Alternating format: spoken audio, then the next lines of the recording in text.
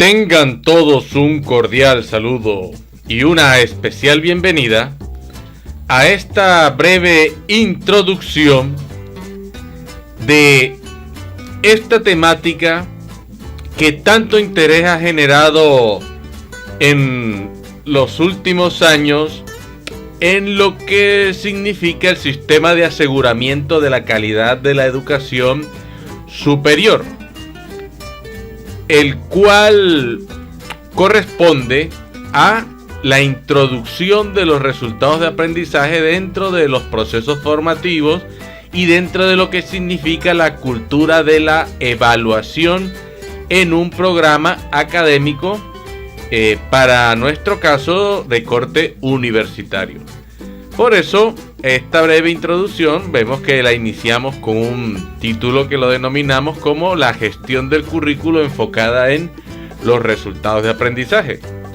Y sabemos perfectamente que este sistema de aseguramiento de la calidad de la educación superior está sustentado en tres elementos básicos, los cuales son el sistema de información que tiene, del cual hace parte el Ministerio de Educación Nacional, un sistema que tiene para la evaluación y un sistema del fomento también de la educación superior. Y la evaluación es realizada básicamente en dos niveles. Uno, que se desarrolla mediante lo que es el registro calificado de los programas, y el otro que es la acreditación en alta calidad. Como sabemos, la primera, cuando hacemos referencia al registro calificado, estamos hablando de una instancia que es obligatoria, ¿cierto? Y que da paso o habilita a un programa para realizar una oferta académica. Y cuando hablamos de acreditación en alta calidad, sabemos que mencionamos un elemento dentro del sistema que es voluntario, y el cual está orientado a que las instituciones y los programas puedan alcanzar unos altos estándares de calidad. Ahora, sabemos perfectamente que el Ministerio de Educación, cuando estructura todo este sistema de aseguramiento, lo hace fundamentado en lo que es el respeto por la autonomía universitaria y ese concepto universal, ¿cierto?, que está garantizado por la Constitución Política de 1992. Teniendo esto en cuenta, podemos establecer que para darle un fundamento a este sistema de aseguramiento de la calidad en la educación superior, pues el gobierno ha redactado con todos sus órganos, los órganos que hacen parte de este sistema como tal, un conjunto de elementos normativos, dentro de los cuales se destaca el decreto 1330 del 2019 del Ministerio de Educación, el cual hace referencia a esos trámites asociados al registro calificado, ¿cierto? Que es este elemento de corte obligatorio. Pero también tenemos el acuerdo 02 del 2020 del CESU, el cual hace referencia a ese elemento que es voluntario y que mencionábamos hace un momento, que es la acreditación en alta calidad. Pero este decreto 1330 y el acuerdo 02 del 2020 traen un punto neurálgico del cual podemos decir que es la discusión que estamos estableciendo entre las universidades, entre los distintos estamentos de corte académico, etcétera. Y es que lo que es el proceso formativo, los componentes pedagógicos, de evaluación, etcétera, que se propone desarrollar desde el seno de las universidades, se circunscriben a lo que nosotros llamamos ahora los resultados de aprendizaje, ¿no? Y estos resultados de aprendizaje no es otra cosa que una propuesta que va orientada hacia el mejoramiento continuo de estos programas académicos de educación superior, ¿no? Lo que se propone es un marco que genere una acción en la cual el énfasis se haga es precisamente sobre los resultados de aprendizaje de los estudiantes. Por lo tanto, estos resultados de aprendizaje se convierten en un elemento que es fundamental. ¿Para qué? Para hacer la valoración de la forma en la que los estudiantes van avanzando durante todo este proceso, durante su itinerario formativo dentro de los programas de educación superior, ¿cierto? Y cómo van llegando ellos a alcanzar y a desarrollar todos estos elementos pedagógicos, formativos que se requieren para ofrecer ese egresado que el mercado laboral requiere y que está solicitando, con un conjunto de conocimientos, de habilidades, de destrezas, de actitudes, etc. Pero también estos resultados de aprendizaje se convierten en un mecanismo para la cualificación permanente de los procesos educativos. Ahora, ¿por qué esto? Porque la implementación de unos resultados de aprendizaje se convierte en un elemento, o le da forma a lo que nosotros llamamos asegurar una regularidad y una trazabilidad a los procesos que se desarrollan en los programas de mejoramiento continuo, ¿no? Por lo tanto, contribuyen a fomentar y a darle cuerpo a esos sistemas internos de aseguramiento de la calidad que se desarrollan en el seno de los programas y de las instituciones de educación superior, dentro de los cuales se ubica como uno de esos ejes el aprendizaje de los estudiantes, y se le da una relevancia especial al aula de clase como un espacio que se convierte en algo esencial para la garantía de la calidad de los procesos educativos, ¿no?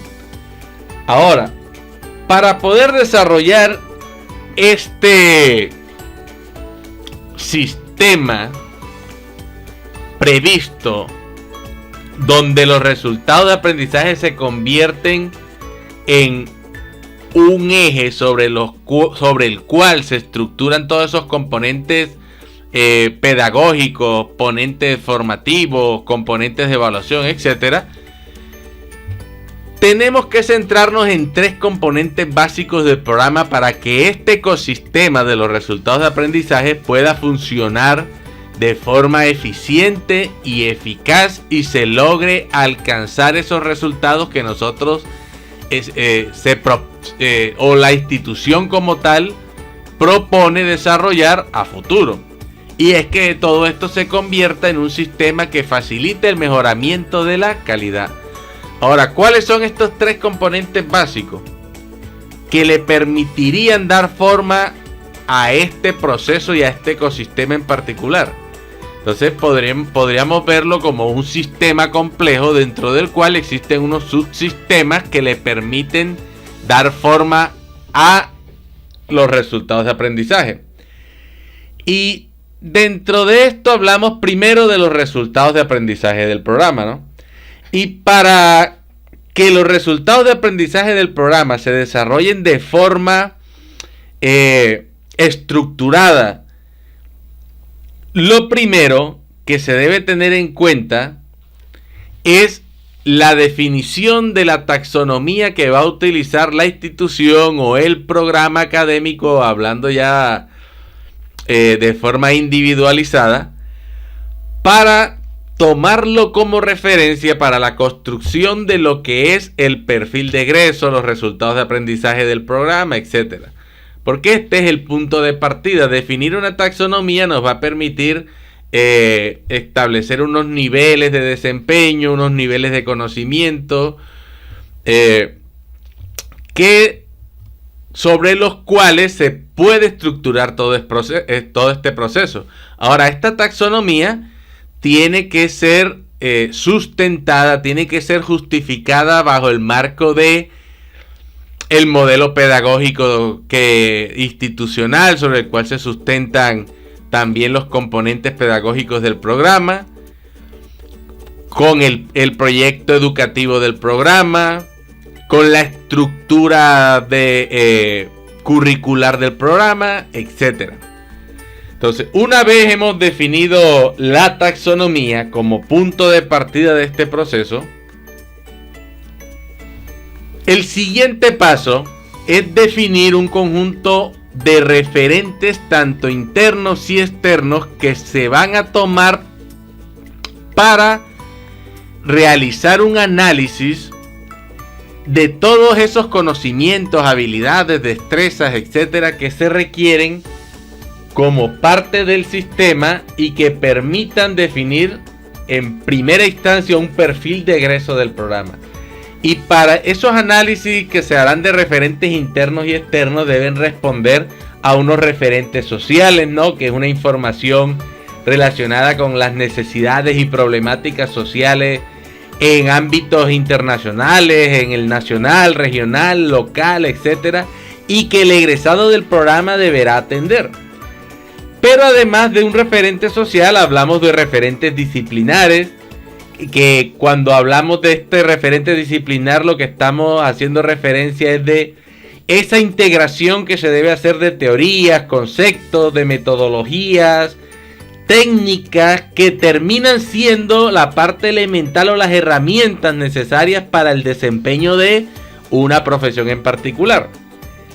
Pero además es este análisis de referentes debe incluir un referente de tipo profesional, ¿no? Que es ese análisis de las necesidades profesionales que el mercado laboral demanda a ese egresado del programa en distintos ámbitos, ¿no? Porque tenemos que tener en cuenta que en la redacción de ese perfil de egreso que va a tomar como referencia estos componentes internos y externos, tienen que incluirse elementos de carácter internacional, nacional, regionales y locales. Pero además, y un elemento que es importante en todo este proceso, que dentro de esos referentes existe un referente de tipo institucional, que es muy importante, porque es ese conjunto de elementos que hacen parte de la filosofía de la universidad, que se encuentran consagrados en la misión, en la visión, en los valores institucionales y en esos atributos declarados por la institución, y que también podemos observar claramente en lo que es el plan de desarrollo institucional. Entonces, una vez hemos hecho este análisis de referente, cuáles son esos referentes que son importantes, el siguiente paso es realizar una lluvia de ideas que me permita a mí extraer de todos esos referentes que hemos realizado, tanto a nivel disciplinar, profesional, social, institucional, cuáles son esos atributos, esos conocimientos, esas habilidades, destrezas y actitudes que ese egresado va a requerir para poder desempeñarse adecuadamente en el mercado laboral. Entonces empezamos a hacer una lluvia de ideas extrayendo de esos referentes sociales, disciplinares, profesionales e institucionales cuáles son los más importantes, los que se requiere hoy en día el profesional que va a salir egresado del programa para atender unas problemáticas que se van a presentar tanto en la actualidad como en el futuro, para lo cual él debe estar preparado. Cuando tengo ya esta lluvia de ideas, con ese conjunto de conocimientos, de habilidades, destrezas, actitudes, etc., el siguiente paso es construir el perfil de egreso del programa. Y ese perfil de egreso, ya sabemos que debe ser una declaración hecha como un hecho ya cumplido, ¿no? Porque es una promesa que está haciendo el programa de ese egresado que le va a ofrecer al mercado. Tener en cuenta para su construcción la taxonomía que fue escogida por el programa. Tener en cuenta esos componentes disciplinares. Tener en cuenta esos componentes institucionales. Tener en cuenta esa estructura que debe llevar la construcción del perfil de egreso con un conjunto de atributos donde se establezcan un verbo, un objeto, un contexto o una condición sobre la que se va a aplicar ese elemento sobre el que se está construyendo los diferentes atributos inmersos dentro de lo que es el perfil de egreso del programa.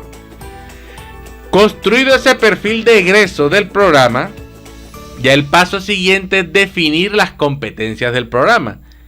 Y una vez definidas esas competencias del programa, que ya sabemos que las competencias las formulamos en forma de potencial. O sea, una competencia es el potencial que va a tener un estudiante en el futuro para desempeñar un conjunto de acciones basadas en conocimiento, basados en actitudes, basados en habilidades, basados en destreza, que le van a dar a él ese potencial, ¿cierto? Entonces, por lo tanto, una competencia está definida en forma de el potencial que podría llegar a tener una persona una vez ha adquirido un conjunto de conocimientos, ha desarrollado un conjunto de habilidades, destrezas y se comportaría de determinada manera.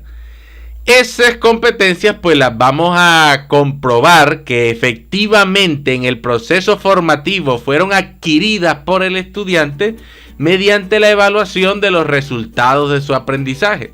Entonces, por lo tanto, una vez definidas esas competencias del programa, el siguiente paso es construir esos resultados de aprendizaje del programa, que van a ser los elementos que me van a permitir a mí evaluar que efectivamente en el proceso formativo, en ese itinerario formativo desarrollado por el estudiante en nuestro programa académico, adquirió las competencias que se prometió que él iba a tener como un potencial para desempeñarse en el campo profesional como egresado de mi programa. Entonces, este es el primer componente que efectivamente, y miren que cuando hablamos de resultados de aprendizaje del programa, para llegar al punto de construir los resultados de aprendizaje del programa, tuvimos que haber pasado por un conjunto de etapas, como definir la taxonomía, hacer ese análisis de referentes internos y externos, a realizar esa lluvia de ideas, de atributos que va a necesitar el egresado para desempeñarse en el mercado laboral. Recordemos que ese análisis de referente hace referencia, valga la redundancia, a elementos internos como el proyecto educativo institucional, la misión de la universidad, la misión de un programa, la visión del programa y de la universidad, el plan de desarrollo institucional, al modelo pedagógico de la universidad, a los principios, a sus valores, etcétera, y toda esta documentación que proviene del seno de la universidad como tal.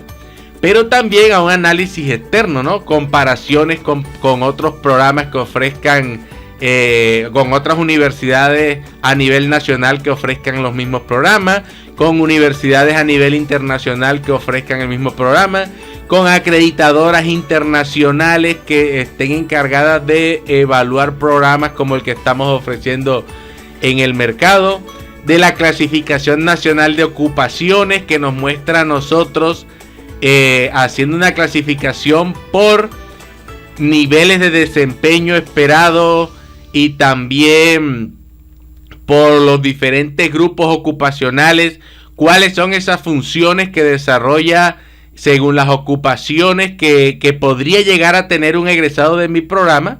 En la clasificación nacional de ocupaciones podemos ver esas funciones que se espera que desarrolle nuestro egresado cuando ocupa un determinado cargo en el sector laboral. En esta clasificación nacional de ocupaciones también podemos ver habilidades que requiere ese profesional, qué conocimientos, etcétera, que todo esto sirve de materia prima para la definición de esos atributos que requiere nuestro egresado.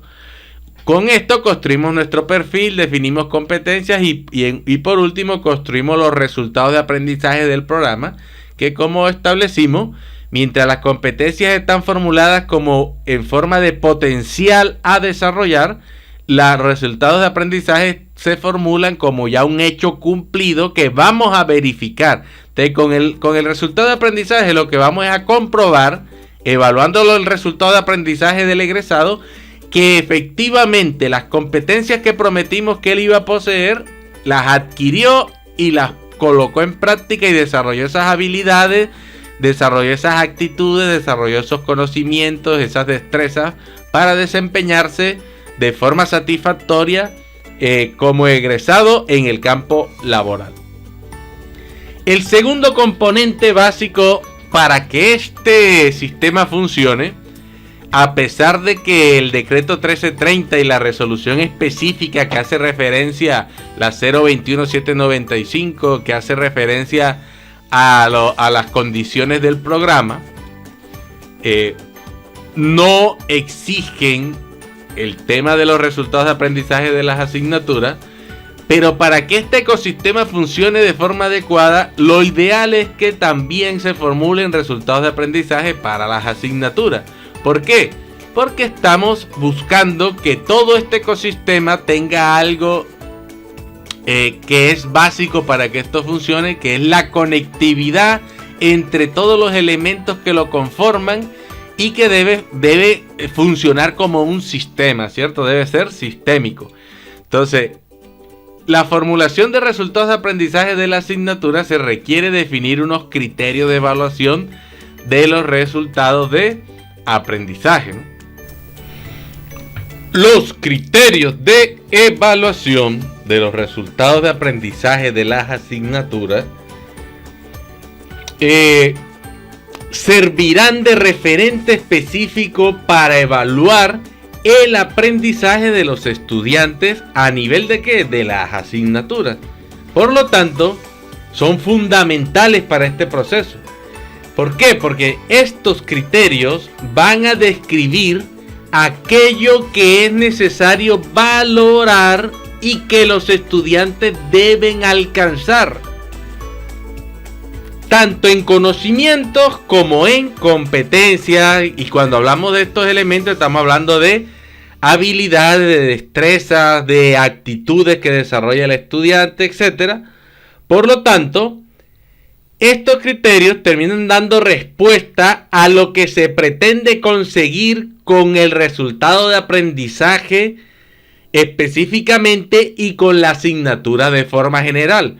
Por lo tanto, cada resultado de aprendizaje de la asignatura va a tener un conjunto de criterios de evaluación que son los que van a marcar ese derrotero de lo que el docente va a valorar de los estudiantes, y que si el estudiante lo demuestra, ya con eso está permitiendo o está mostrando que alcanzó unos resultados específicos en el desarrollo de los componentes formativos requeridos por la asignatura, y que en conjunto tributan a cumplir con el resultado de aprendizaje, y que por ende tributan a cumplir con el resultado de aprendizaje del programa al cual esa asignatura se encuentra inscrito. Estos criterios de evaluación, una vez valorados por el docente, ¿cierto?, en los procesos evaluativos que desarrollará en cada asignatura, para poder llevar un control exhaustivo de la forma de los desempeños alcanzados por los estudiantes, entonces también es necesario que en este proceso se definan esos niveles de desempeño esperados por parte de los estudiantes en las asignaturas. Estos niveles de desempeño corresponden a categorías que describen aquello que es capaz de hacer un estudiante frente a lo que mide una prueba específica, ¿cierto?, de acuerdo con un puntaje definido que el estudiante debería alcanzar según ese nivel de desempeño demostrado. Para definir estos niveles de desempeño, una de las taxonomías que se puede utilizar para ello es la taxonomía de Solow, que tiene mucha utilidad para la definición de lo que son niveles de desempeño. Y estos niveles de desempeño, que es definir unas etiquetas, ¿cierto? Nivel bajo, medio, alto, o nivel 1, nivel 2, nivel 3, sobresaliente, excelente, satisfactorio, etcétera. Eso cada comité curricular del programa define esas etiquetas y los distintos niveles que tendría en cuenta para la evaluación de esos aprendizajes de los estudiantes. Deben ser descritos posteriormente de forma cualitativa, ¿no? Entonces, por ende, es importante el paso de definir esos descriptores de los niveles de desempeño del programa. Estos descriptores terminan convirtiéndose en unas definiciones de corte genérico que aplican para todas las pruebas que componen una evaluación, independientemente de los dominios que se estén evaluando, ¿no? Entonces, por lo tanto, son un conjunto de afirmaciones generales que lo que van a reflejar es la posición de los encargados de desarrollar la política educativa del programa en cuanto a ese grado deseado de desempeño en cada uno de esos niveles que fueron definidos previamente, ¿no? Si era un nivel bajo, nivel medio, nivel alto o nivel básico, nivel medio, nivel satisfactorio. Eso va a depender de esas discusiones que se generen en el seno de los programas para definir estos niveles de desempeño, estos descriptores. Y teniendo ya los niveles de desempeño definidos y los descriptores, el siguiente paso sería definir esos rangos de calificación que van a estar asociados a cada nivel de desempeño, ¿no? O sea, convertir esos elementos que estaban descritos de forma cualitativa a forma cuantitativa, estableciendo unos rangos, ¿no? Entonces, si nosotros hablamos de nivel básico, hablando en términos cuantitativos, ese nivel básico, ¿a qué corresponde? A una nota que iría dentro de 0 a 2,8, 2,9, 3, etcétera. Esos son discusiones que se dan en los programas para definir esos rangos de calificación asociados a cada nivel de desempeño. Una vez definidos estos, pues el siguiente paso es definir los contenidos formativos que se requieren para que el estudiante pueda cumplir con esos criterios de evaluación definidos y por ende de los resultados de aprendizaje de la asignatura. Entonces acá es donde miren una transformación importante dentro de este proceso de los resultados de aprendizaje. Es que los procesos de enseñanza-aprendizaje desarrollados en el aula de clase dejan de estar centrados en el profesor para estar centrados en el estudiante. Por lo tanto, ya las unidades temáticas o los contenidos de la asignatura dejan de ser el eje sobre el cual se establecían los procesos y sobre el cual se valoraba el aprendizaje para convertirse ahora en un medio para alcanzar un fin. ¿Cuál es ese fin? Que el estudiante pueda demostrar su aprendizaje mediante la evaluación del resultado de los mismos. Entonces, por ende, una vez definidos los resultados de aprendizaje, es que yo defino qué contenidos o qué conocimientos se requieren, qué habilidades, etcétera, para que el estudiante alcance estos resultados de aprendizaje, que pueda demostrar esos criterios de evaluación que el docente va a valorar según ese desempeño esperado del estudiante una vez haya desarrollado su proceso formativo en el aula de clase. Entonces acá definimos contenidos formativos, modalidades de aprendizaje, si es presencial, si es trabajo independiente, escenarios virtuales, etcétera, el método de enseñanza-aprendizaje, preferiblemente metodologías que llamamos activas de aprendizaje, aprendizaje basado en problemas, aprendizaje basado en proyectos, estudios de casos, juegos de roles, etcétera. ¿Qué recursos didácticos se van a emplear? ¿Cuáles van a ser esas técnicas de evaluación que se van a utilizar? Y tengamos en cuenta que la taxonomía que fue escogida para definir los resultados de aprendizaje es un eje importante para todo este proceso. ¿Por qué? Porque dependiendo de los criterios de evaluación que fueron definidos y de los resultados de aprendizaje, que seguramente van a tener unos niveles de complejidad altos por ser esto educación de tipo profesional, pues las técnicas de evaluación deben dar cuenta efectivamente de esos criterios definidos. Entonces, si un criterio fue definido en el nivel de comprender, pues se utilizará una técnica de evaluación que permita que el estudiante demuestre que comprende esas temáticas.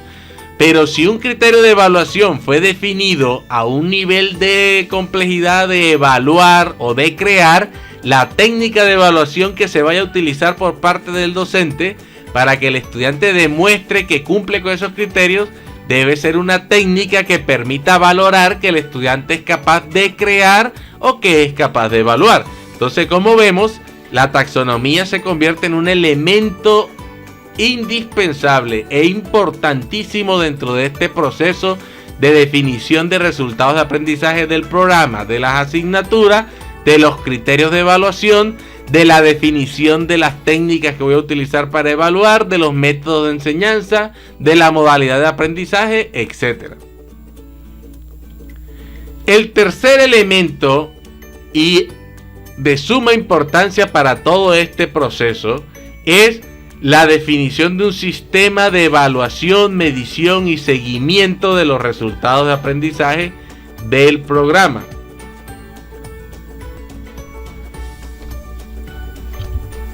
Y uno de los primeros pasos para definir este sistema de evaluación, de seguimiento, de medición de los resultados de aprendizaje del programa es definir los momentos de evaluación de estos resultados de aprendizaje.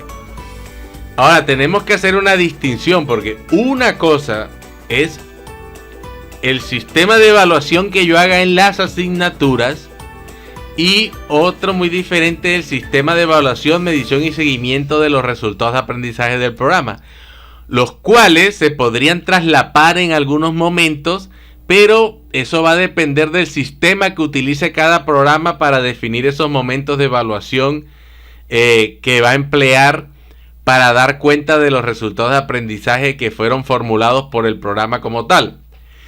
¿A qué nos referimos los momentos? Recordemos que los resultados de aprendizaje del programa son esa promesa de egresado que se le va a ofrecer al medio. Por lo tanto, se evalúan al finalizar el itinerario formativo. Por ende, los resultados de aprendizaje del programa yo los debería estar evaluando al finalizar el estudiante, al estar egresado. Pero para yo poder llevar un seguimiento de cómo va evolucionando el estudiante a través del tiempo en los procesos de enseñanza-aprendizaje y en todo su itinerario formativo, yo puedo definir varios momentos durante el proceso. Entonces esos momentos, cada programa los define porque va a estar, va a considerar aquellos elementos que diferencian a un programa como tal. No todos los programas son iguales, no están sustentados pedagógica, epistemológica y formativamente de la misma forma, no tienen las mismas estructuras curriculares. Algunas tienen unas metodologías diferentes que otras, etcétera. Por lo tanto, no van a ser todos iguales. Entonces, estos momentos pueden ser 2 momentos durante su itinerario formativo, 3 momentos, 4 momentos, 1 momento. Ya cada programa definirá cómo determina esos momentos en los cuales va a hacer la evaluación de los resultados de aprendizaje del programa. Una vez definidos esos momentos, el siguiente paso es seleccionar el mecanismo a emplear para hacer esa evaluación de los resultados de aprendizaje del programa. Entonces, algunos programas definirán pruebas estilo Saber Pro para poder evaluar los resultados de aprendizaje del programa en los momentos que definió. Vamos a suponer que escogió 2 momentos. Al finalizar el 6º semestre y cuando el estudiante estaba egresado. Entonces, ¿qué quiere decir eso? Que si escoge esta modalidad de hacer una prueba, pues estaría realizando 2 pruebas a los estudiantes. Una en el 6º semestre, aquí colocándolo como un ejemplo, donde haría una primera prueba de cómo va el avance de los resultados de aprendizaje y otra al finalizar el periodo de egresado. Pero otros programas dirán, no, nosotros no vamos a realizar pruebas tipo Saber Pro para evaluar los resultados de aprendizaje del programa. Lo que vamos a hacer es crear en el plan de estudio unos proyectos integradores que vienen siendo como un tipo de espacio académico, llámele o módulo, asignatura o el nombre que le quiera colocar, donde confluirán los resultados de aprendizaje para que en el desarrollo de un proyecto de tipo integrador que involucre elementos desarrollados en el itinerario formativo de este egresado, se puedan evaluar los resultados de aprendizaje del programa. Entonces, como vemos, sería otra estrategia que podría utilizar el programa como mecanismo para evaluar esos resultados de aprendizaje.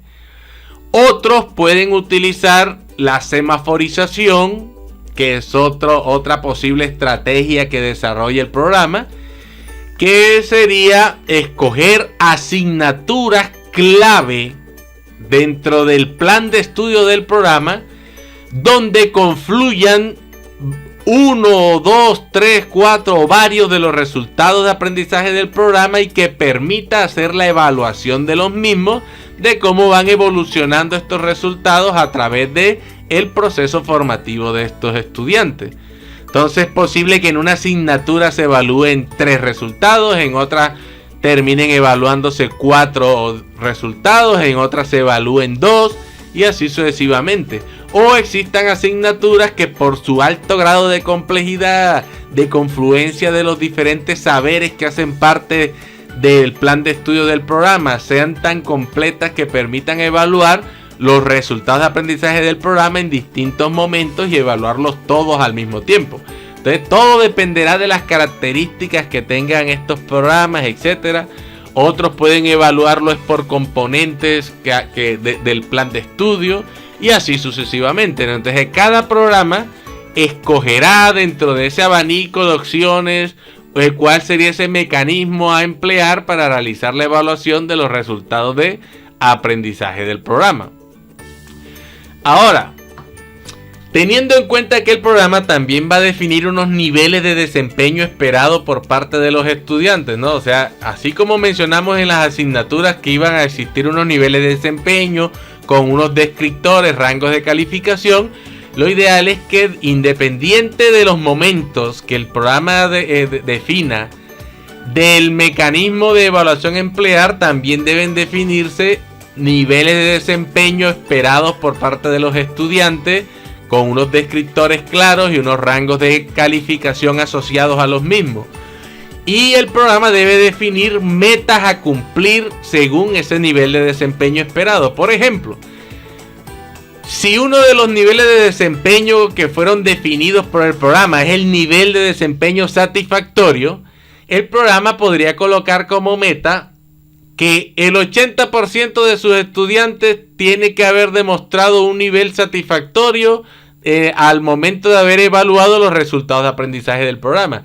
Y ese indicador es el que me va a servir a mí para poder medir, ¿cierto?, el grado de cumplimiento de esa meta definida con relación a los resultados de aprendizaje del programa. Teniendo ya definidas estas metas, pues el siguiente paso es proceder ya a evaluar los resultados de aprendizaje del programa según ese mecanismo que fue seleccionado previamente, y teniendo en cuenta los resultados que me arroje el proceso de evaluación, realizar planes de mejoramiento que permitan el ajuste a los aspectos curriculares y a metodologías de enseñanza-aprendizaje a partir de los resultados de aprendizaje alcanzados por los estudiantes, ¿no? ¿Por qué? Porque al definir yo una meta de cumplimiento, luego al evaluar los resultados de aprendizaje, al analizar los resultados obtenidos y compararlos con el indicador que definí, que fue esa meta de cumplimiento, yo puedo ver qué tanto ha evolucionado mi programa, tanto por resultados de aprendizaje como a nivel global.